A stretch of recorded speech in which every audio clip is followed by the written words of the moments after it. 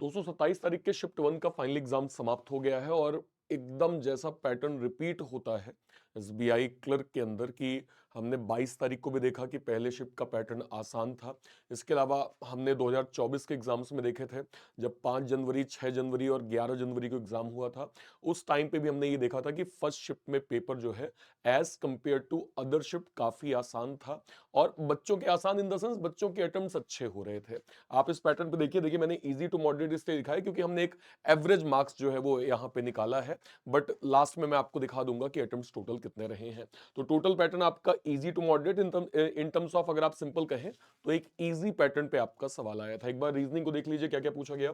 Floor puzzle के यहाँ पे 5 क्वेश्चन थे। स्क्वायर सिटिंग अरेंजमेंट जिसमें कॉर्नर वाले जो है वो इनसाइड थे, मिडिल वाले आउटसाइड थे, इसके 5 क्वेश्चन थे। इसके अलावा बॉक्स बेस्ड आपकी पजल थी जिसमें 8 बॉक्स थे और काइंड ऑफ स्टैक था कि वन आफ्टर अनदर किस का सिचुएशन यहाँ पे बन रहा था। आप इस पजल को 2 वेरिएबल बना के आराम से जो है वो सॉल्व कर तक जो है वो कर सकते हैं, ज्यादा दिक्कत आपको नहीं होगी।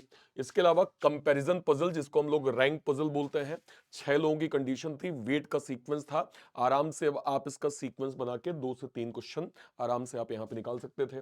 लेटर सीरीज के 5 क्वेश्चन आए थे। इनइक्वालिटी का 3 क्वेश्चन, डायरेक्शन का 3 क्वेश्चन, सिलॉग का 3 क्वेश्चन, सीरीड बेस्ड आपका 1 क्वेश्चन आया था। वर्ड बेस्ड 1 क्वेश्चन था जिसमें वॉवेल को +1, कॉन्सोनेंट को -1 करके हमें ये बताना था कि रिपीटेड लेटर कितने बन रहे हैं। जो है वो एक आसान पैटर्न था, आराम से आप इसको सॉल्व कर सकते थे। इसके अलावा पेयर फॉर्मेशन का 1 क्वेश्चन आया था जो कि डिजिट बेस्ड था। मतलब अगर मैं रीजनिंग को ओवरऑल कहूं तो एवरेज जो मैंने अभी तक जो है वो इमीडिएट पोल जो हमने करवाए थे उस पर जो बच्चों के रिजल्ट देखे थे, लगभग एवरेज बच्चों का स्कोर जो है वो 28 प्लस तो गया ही है। अभी हम लोग सेफ अटेम्प्ट्स पे डिस्कस कर लेंगे। इसके बाद अगर आप मैथ्स को यहाँ पे देखिए, सिंप्लीफिकेशन 12 क्वेश्चन, अगेन इस बार हमें रॉन्ग नंबर सीरीज यहाँ पे देखने को मिली है। इसके बाद जो है वो अर्थमेटिक के टॉपिक जैसे पार्टनरशिप हो गया, परसेंटेज हो गया, प्रॉफिट एंड लॉस हो गया, SI CI, time and work, ये सब मिला के लगभग 12 क्वेश्चंस आपके पूछे गए। टेबल डीआई थी जिसमें ईयर और नंबर ऑफ एस्पिरेंट्स की जो है वो कंडीशन पूछी गई थी, इसके 5 क्वेश्चन थे। लाइन ग्राफ का सवाल था जिसमें फाइन आर्ट्स, विजुअल आर्ट्स की कंडीशन जो है वो दी हुई थी, इसके 4 क्वेश्चन थे और 35 क्वेश्चन टोटल बन गए। यहां भी बच्चों के एक अच्छे अटेम्प्ट्स हुए हैं, मतलब आप देखिए कि एवरेज नंबर लगभग आपका 25 प्लस के आसपास जो है वो गया हुआ है। लास्ट में अगर हम देखेंगे इंग्लिश की, तो आरसी के 9 question, cloze test 6 question, error spotting 3 question, word swap 4 question, phrase replacement 5 question, match the column 2 question, word uses 1 question. English में बच्चे ऐसा कह रहे हैं कि अगर आपका basic fundamental basic concept clear है तो आपके लिए इंग्लिश काफी स्कोरिंग एक सब्जेक्ट यहाँ पे है फर्स्ट शिफ्ट के लिए। मतलब जिस बच्चे से हम लोगों ने लाइव बात किया उसके अटेम्प्ट 29 थे, 2 बच्चों से मैंने बात किया, एक का अटेम्प्ट 30 था, एक का 28 था। तो इंग्लिश तो लोग तीनों में इंग्लिश को ज्यादा तवज्जो दे रहे हैं कि सर इसका वेटेज काफी अच्छा था, अगर आपका कॉन्सेप्ट क्लियर है तो आप ओवरऑल अच्छे मार्क्स यहाँ पे गेन कर सकते हैं। अब मैं आपको दिखा देता हूं कुछ बच्चों के हमने यहाँ पे जो है वो इमीडिएट जो है वो उनके क्या कहते हैं नंबर्स देखे हैं। देखिए इंग्लिश में एक बच्चे ने लिखा कि सर मेरा 30 स्कोर है, मैथ्स में हमने 29 किया सर, और रीजनिंग में भी 29 किया सर, झारखंड से हमारा जो है वो क्या कहते हैं फॉर्म था।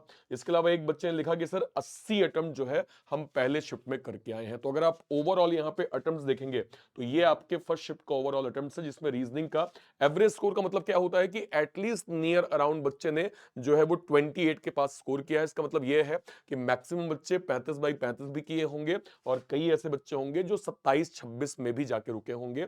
बट ये एक एवरेज नंबर है जहां पे 28 से 30, 100 में से लगभग 85-90 बच्चों ने ये स्कोर किया है। ठीक है, इसके बाद मैथ्स का जो नंबर है 24 से 26 के बीच में गया है और इंग्लिश का जो नंबर है वो 23 से 25 के बीच में गया है। तो पहले शिफ्ट का जो ओवरऑल आपका सेफ अटेम्प्ट होगा वो 76 टू 83 है, जो कि एक अच्छा स्कोर है। मतलब इसमें खैर मैं ये भी कहूंगा कि बहुत सारे बच्चों ने मुझे ये भी मैसेज किया सर कि सर हमारा 94 अटेम्प्ट्स हो गया सर, इंग्लिश हमें आसान लगी, हमने रीजनिंग को फास्टेस्ट कर लिया सर, 90 अटेम्प्ट्स मेरे हैं ना। कई बच्चों के ये भी थे कि सर हमारे जो है वो 71 अटेम्प्ट्स जाके रुक गए हैं। तो एक एवरेज नंबर आपका 76 टू 83 है, जो कि एक अच्छा स्कोर है।